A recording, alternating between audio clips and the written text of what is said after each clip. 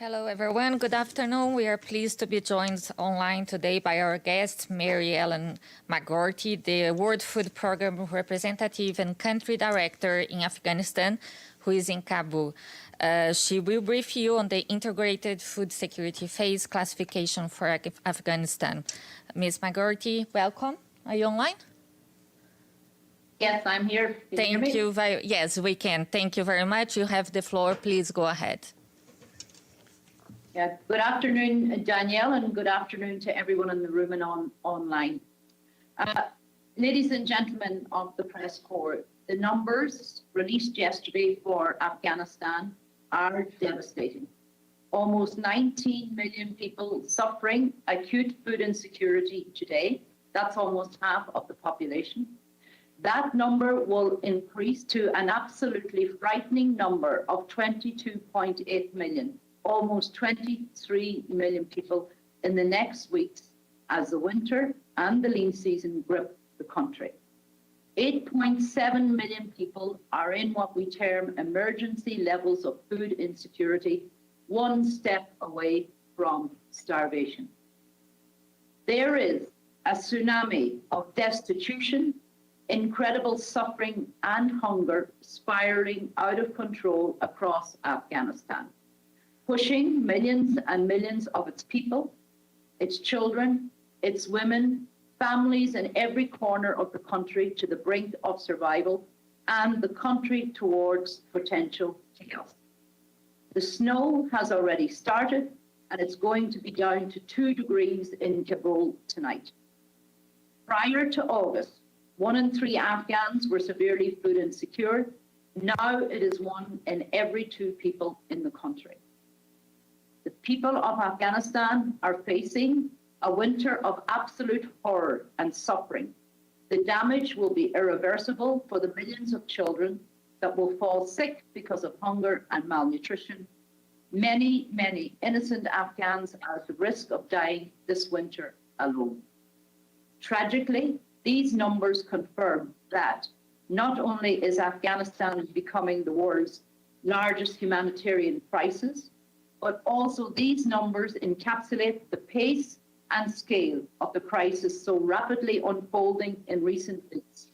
A pace and scale I have not witnessed in my 20+ years with WFP. As a situation already dire deteriorated on a daily and weekly basis over the past 2 months. An apex of despair and suffering driven by droughts, economic implosion, and the devastating legacy of decades of conflict. A severe drought the second in as little as 3 years. When I arrived in Afghanistan in October 2020, the country was still struggling with the aftermath of the 2018 drought. This drought that we are witnessing today is impacting 25 of the 34 provinces, and household food reserves have either run out or are running out fast.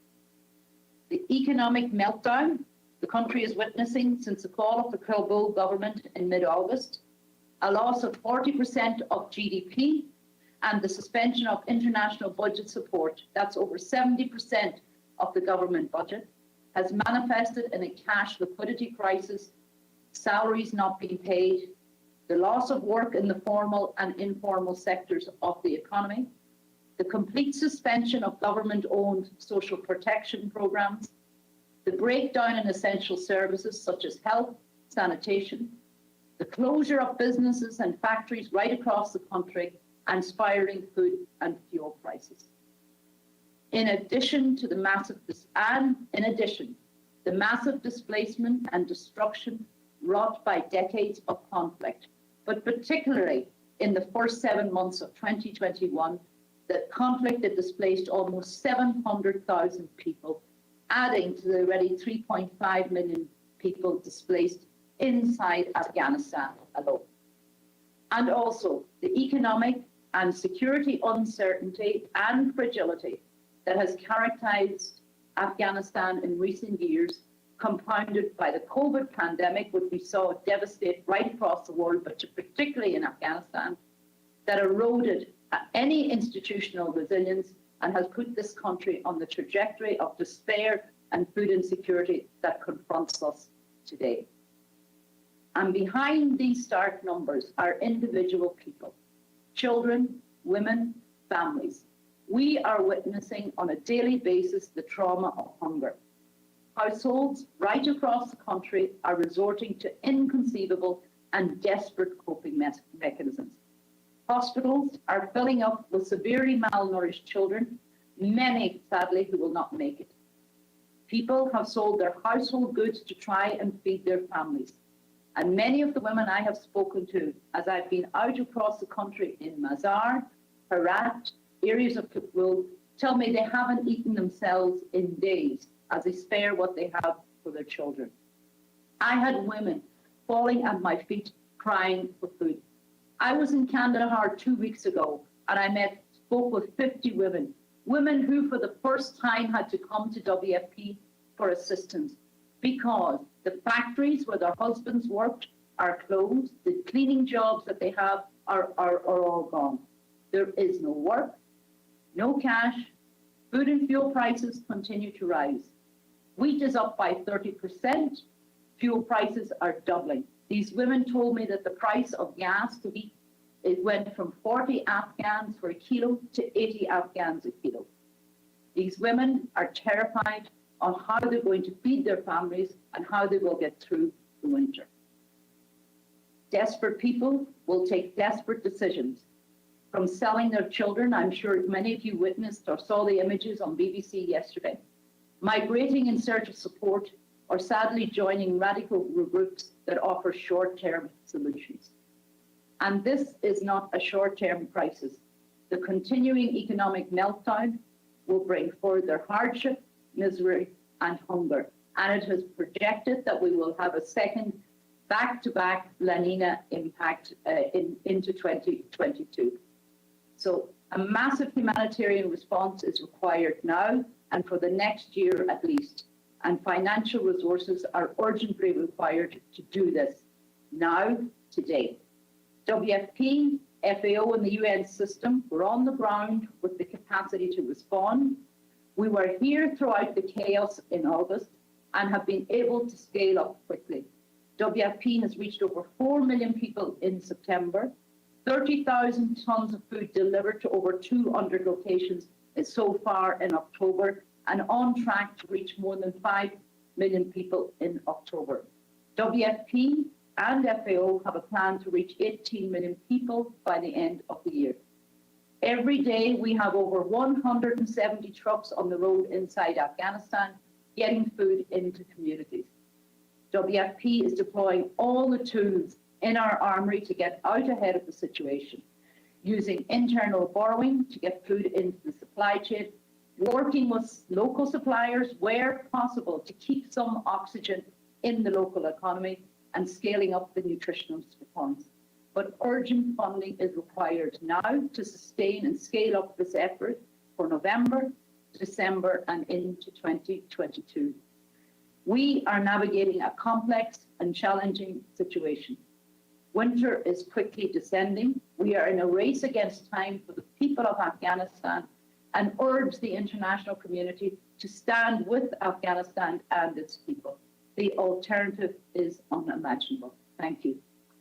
Thank you very much. We now open the floor for questions. Edith Leder, please. Thank you very much. Edith Lederer from the Associated Press on behalf of the United Nations Correspondents Association. Thank you very much for doing this briefing. Can you tell us exactly how much money you need to avoid a winter of disaster? And secondly, can you also tell us what actions the Taliban are taking to help their own people now that they're in charge of the country?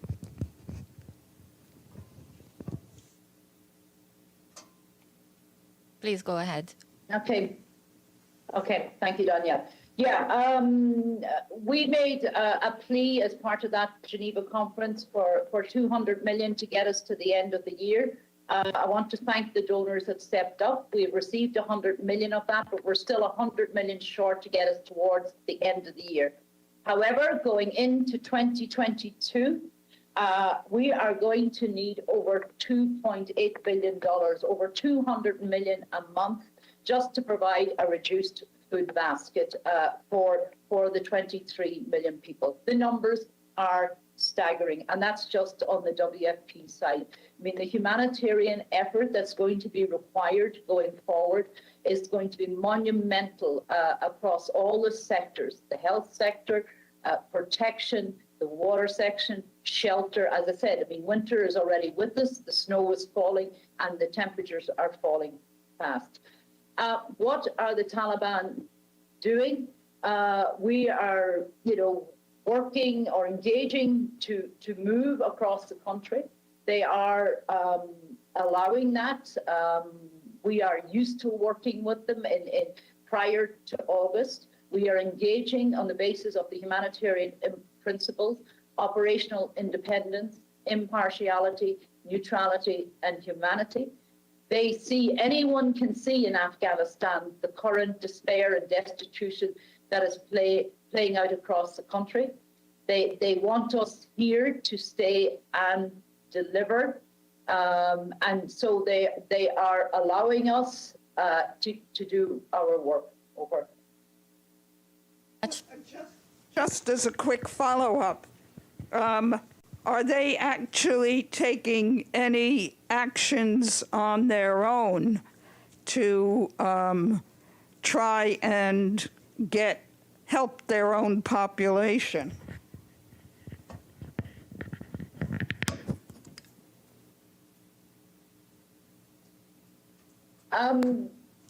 I mean, yeah, I think. I mean, it's a difficult one to answer to see. I mean, I guess the challenge for Afghanistan is where the economy is and where the suspension of the development funding, the suspension of the on budget support, and the freezing of assets. So I mean,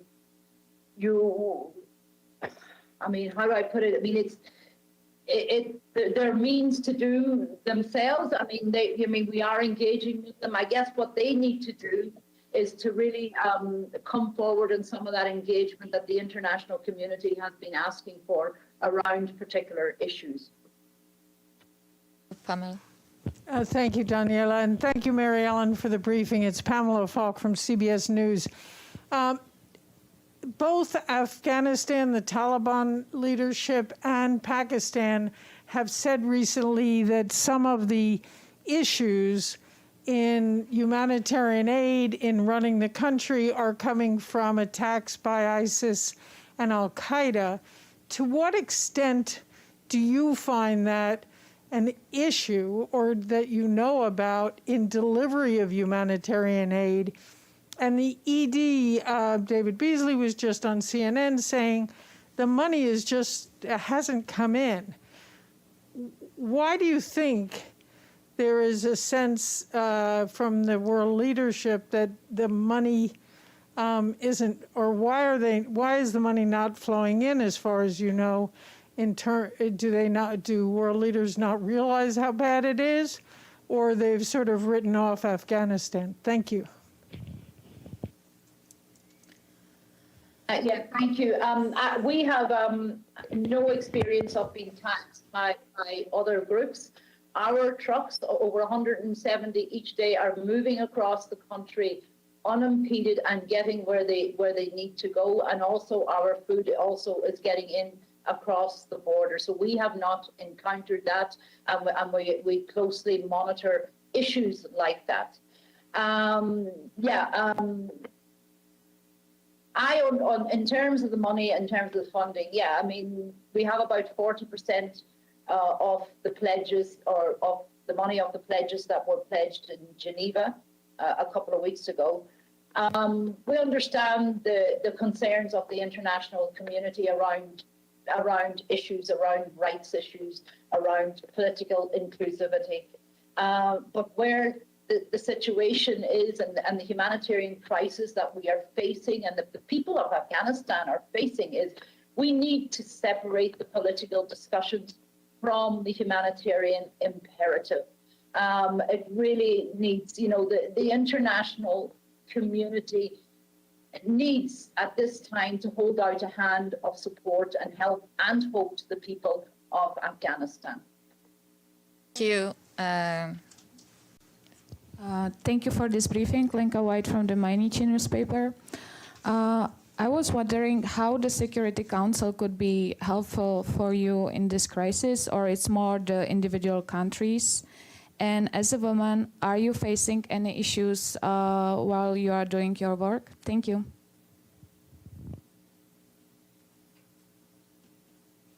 And thank you. I think one thing where the Security Council can be helpful is, it came up a little earlier in the briefing, is on the issue of sanctions and getting the humanitarian exemptions around the sanctions to facilitate the comprehensive and massive humanitarian effort that is now required. What was the second question? I forgot.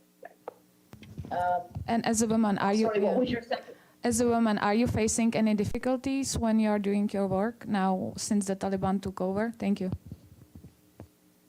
Yeah, no, I have met some of and I need to meet in my role. I have met some of the acting cabinet. I need to meet them. I guess they treat us differently from how they view Afghan women. That I have met with them, I've been able to discuss with them. They have talked with me, but however, it is different to the government engagement that we had before the fall of the government in August. It's a complex situation to try and navigate.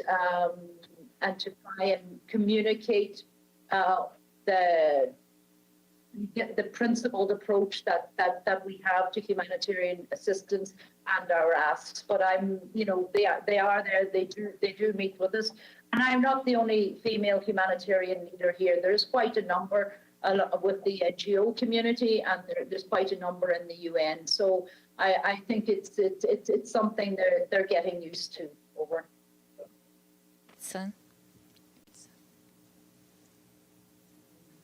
Thank you, Daniela. Thank you for the briefing. My name is Ibtisam Azim from Al Arab Al Jadid newspaper. I have a follow-up on the issue of the asset freezing and also the cash flow.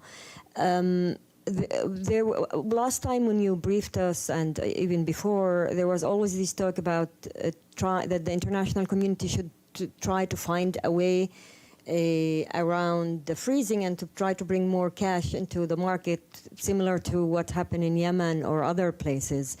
But it seems to be that nothing is moving in this direction. If I'm correct, could you say more on that? And if not, why? And on the pledges, which countries pledged to contribute but didn't deliver until now? Thank you. Okay.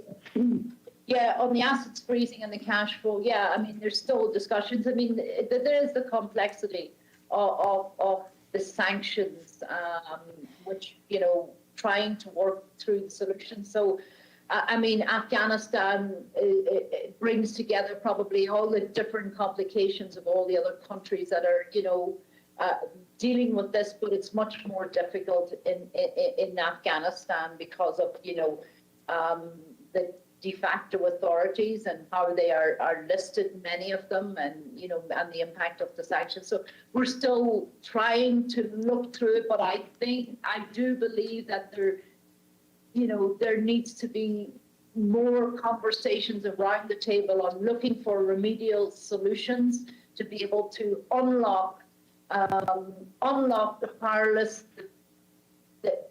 The stagnation or the powerlessness that we have in the economy. The economy is just paralyzed.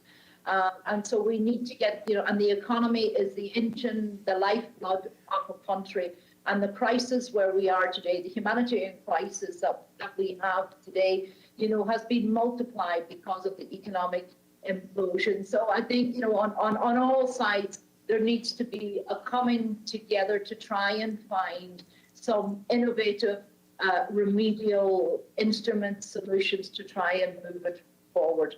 On the pledges, I mean, I don't have all the details of all who made the pledges. I mean, they were pledges for the entire humanitarian effort. I mean, and I don't think they named specific agencies in terms, but, you know, we have received 100 million of the 200 million we asked for, but the rest is still pending. Over. Thank you very much. We are going to the screen now. Michelle Nichols. Thanks, Mary Ellen. Michelle Nichols from Reuters. Really appreciate you taking the time to speak with us again. I just wanted to follow up on your comments on the cash liquidity crisis. Could you give us a little bit more detail on how that's directly affecting UN operations, and how is the UN getting money into the country?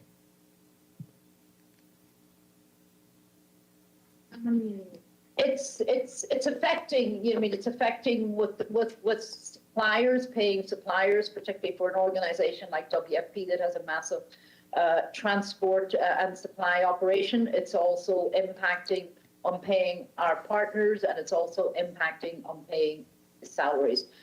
What we are using is, you know, particularly for the salaries of staff and things, it's partial payments, and that's an agreement with the staff, you know, to withhold some of their, you know, and it's a sensible thing for them to do. We withhold some of their salary if they can manage, so to see how things evolve. For some of the suppliers, we are able to make, because they're international, we're able to make some payments outside the country. But also what we are using at the moment is sort of the liquidity, the limited liquidity that is in the country, and that's just kind of money moving around between us. But the longer this goes on, you know, we're in, what are we in now? We're in month 2, I guess, right, going into month 3. We're finding it's becoming more and more difficult, particularly, you know, over the last sort of 8 weeks, and still, you know, we were able to, you know, still, because of some cash still in the economy, and that's circulating, but it's getting more and more difficult, and a solution really is urgently required. Thank you. Just a quick follow-up. When you say moving money around between us, you mean between UN agencies? No, it's a money in that financial services providers have in the country. No, it's not around between UN agencies. It's basically, you know, working with financial service providers who do have some cash. But I mean, again, that solution is drying up fairly quickly. So has the UN started, or is the UN considering bringing in money from outside, flying it in? No, we are not flying in cash to Afghanistan. I think the UN collective is looking at what potential solutions we could have, but flying in money to the country is not on the table yet. Over. Thank you. Iftikhar, please. I can't hear you. Thank you. Can you hear me? Yes, thank you. Can you hear me? Okay. Thank you for doing this briefing. Very grim picture you have painted. But some countries, including Pakistan, have been providing humanitarian aid to the Taliban directly. That may not be substantial, but is it having any impact? Yeah, thank you. Yeah, there are some small quantities coming in that are being distributed, but I mean it's small in terms of what is currently required. You know, BFP over the next 2 months needs to be moving over 150,000 tons before the end of the year. And beyond that, it's going up to 100,000 tons a month from January onwards. So the other small bilateral pieces that are coming in, it is quite small. Over. Thank you. Thank you very much, Ms. McGroarty. Thank you very much for your time. And I will leave you now with Monica Grayley. Have a great day, everyone, and thanks again. Thanks. Thank you very much.